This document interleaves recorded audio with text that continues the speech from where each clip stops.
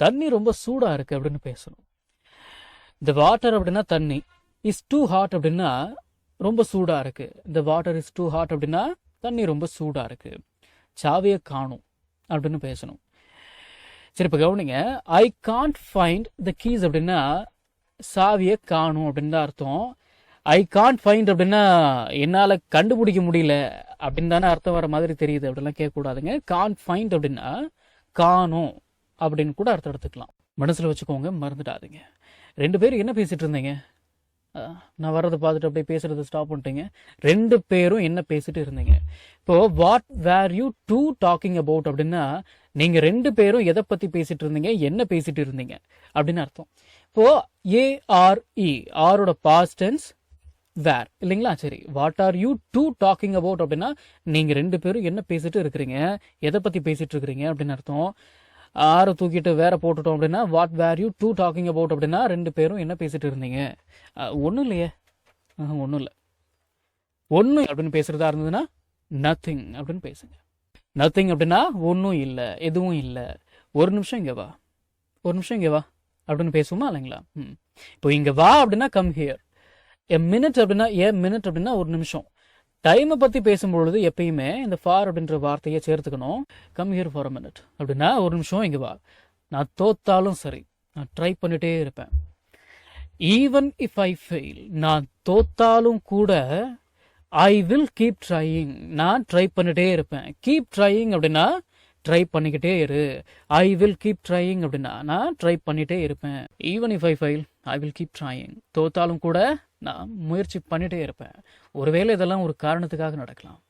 All this is happening for a reason அப்படின்னா இதெல்லாம் ஒரு காரணத்துக்காக நடந்துகிட்டு இருக்கு அப்படின்னு அர்த்தம். இந்த மேபி அப்படின்ற ஒரு வார்த்தையை சேர்த்துக்கிட்டீங்க அப்படின்னா ஒருவேளை இதெல்லாம் ஒரு காரணத்துக்காக நடக்கலாம். Maybe all this is happening for a reason, ஒருவேளை இதெல்லாம் ஏதோ ஒரு காரணத்துக்காக நடக்கலாம். அவனுக்கு ஹெல்ப் பண்ண போய் நீ சிக்கல்ல மாட்டிக்காத. இப்போ don't get yourself in trouble அப்படின்னா நீ வம்பள மாட்டிக்காத, நீ சிக்கல்ல மாட்டிக்காத அப்படின்னு அர்த்தம். பை ஹெல்பிங் ஹிம் அப்படின்னா அவனுக்கு ஹெல்ப் பண்ணி. Don't get yourself in trouble by helping him, அவனுக்கு ஹெல்ப் பண்ண போய் நீ சிக்கல்ல மாட்டிக்காத, நீ வம்பள மாட்டிக்காத. கரண்ட் போயிடுச்சு அப்படின்னு பேசுறதா இருந்ததுன்னா இந்த பவர் இஸ் கான் அப்படின்னு பேசலாம். கரண்ட் வந்துருச்சு அப்படின்னு பேசுறதா இருந்ததுன்னா இந்த பவர் இஸ் பேக். கரண்ட் அப்படின்ற வார்த்தையே இங்கிலீஷ் வார்த்தை தான், ஆனா கரண்ட் அப்படின்னா நீங்க பேச வேண்டாம். குழந்தைய பத்திரமா பார்த்துக்கோ அப்படின்னு இங்கிலீஷ்ல பேசுறதா இருந்ததுன்னா take care of the baby அப்படின்னு பேசலாம். வெறுமனே டேக் கேர் அப்படின்னா பத்திரமா இரு, டேக் கேர் அப்படின்னா பத்திரமா இரு, உடம்பு பார்த்துக்கோ அப்படின்னு அர்த்தம். இது ஒரு 10 நிமிஷத்துல ரெடி ஆயிடுறேன். ஐல் பி ரெடி அப்படின்னா நான் ரெடி ஆயிடுவேன், நான் ரெடி ஆயிடுறேன். இன் 10 மினிட்ஸ் அப்படின்னா 10 நிமிஷத்துல. I'll be ready in 10 minutes. இது ஒரு 10 நிமிஷத்துல ரெடி ஆயிடுறேன். நான் ரெடியான பிறகு சொல்றேன். ஐல் டெல் யூ அப்படின்னா நான் உனக்கு சொல்றேன். வென் ஐ எம் ரெடி அப்படின்னா நான் ரெடியான பிறகு. இந்த வென் அப்படின்ற வார்த்தைக்கு பிறகு அப்படின்னு கூட அர்த்தம் இருக்கு, மனசுல வச்சுக்கோங்க. நேர்ல பார்க்கும்போது சொல்றேன், நான் நேர்ல சொல்றேன், நான் உன்னை நேர்ல பார்க்கும்போது சொல்றேன். இந்த வென் அப்படின்ற வார்த்தைக்கு பொழுது அப்படின்னு கூட அர்த்தம் இருக்கு. ஐல் டெல் யூ அப்படின்னா நான் உனக்கு சொல்றேன்.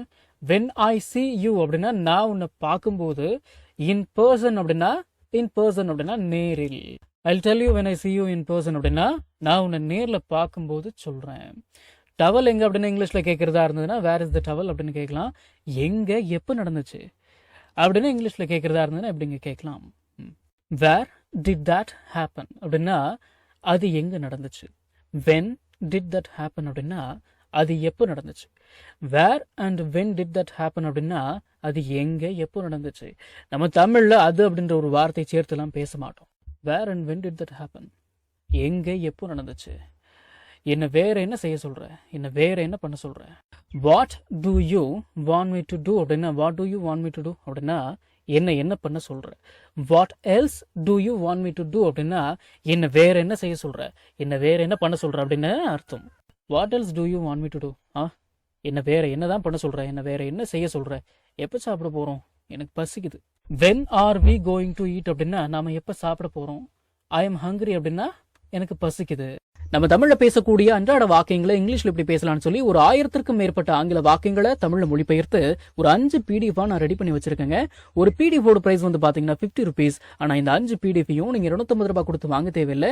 ஜஸ்ட் 199 rupees பே பண்ணி நீங்க வாங்கிக்கலாம். இந்த பிடிஎஃப்ஸ்ல இருக்கக்கூடிய 1000 வாக்கியங்களும் பேசக்கூடிய வாக்கியங்கள் தானே தவிர இந்த சென்டென்ஸ் கொடுத்து வச்சிருக்காங்களே இதை நான் எங்க பேச போறேன் அப்படின்ற ஃபீலே உங்களுக்கு வராது. இதை நீங்க பிடிஎஃப் ஃபார்மேட்ல வாங்கிக்கிறதால உங்களுடைய ஃப்ரீ டைம்ல பிடிஎஃப் ஓபன் பண்ணி போன்லயே லேர்ன் பண்ணிக்கலாம். நீங்க பணம் அனுப்பின உடனே வாட்ஸ்அப் மூலமா உங்களுக்கு 5 பிடிஎஃபையும் அனுப்பிடுவேன். So what are you guys waiting for? ஸ்கிரீன்ல தெரியுற நம்பருக்கு இப்பவே வாட்ஸ்அப் பண்ணுங்க, இல்லனா கால் பண்ணுங்க.